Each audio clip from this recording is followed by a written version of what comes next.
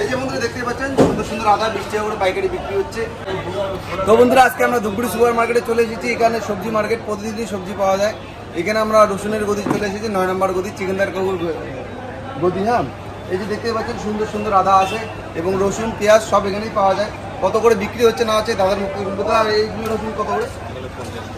এগুলো সাইজ একটু ছোটো দেখি, দাঁড়া একটু ছোটো থেকে দাম কম না।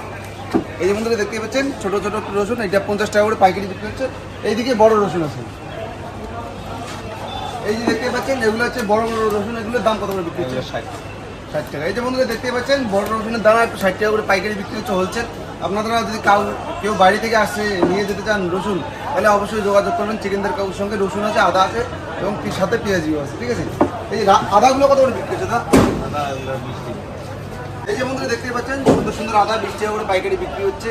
আপনাদের কাউকে লাগলে অবশ্যই অবশ্যই ধূপগুড়ি মার্কেটে চলে আসবেন চিকেনদার কাকুর ঘরে, ঠিক আছে, গদিতে।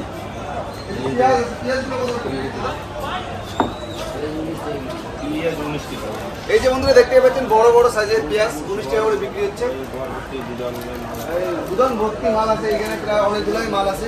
তারপরে যে গদির মালিক সেই কাকুর মুখ থেকে শুনবো এখানে কি বাইরে মাল পাঠায় কি পাঠায় না, ঠিক আছে।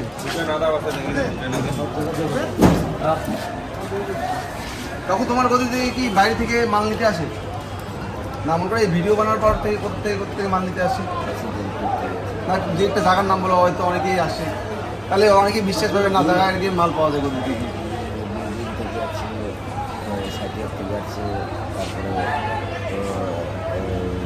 বারাসাত থেকে আছে, মণিপুর থেকে আছে, মেঘালয় থেকে আছে।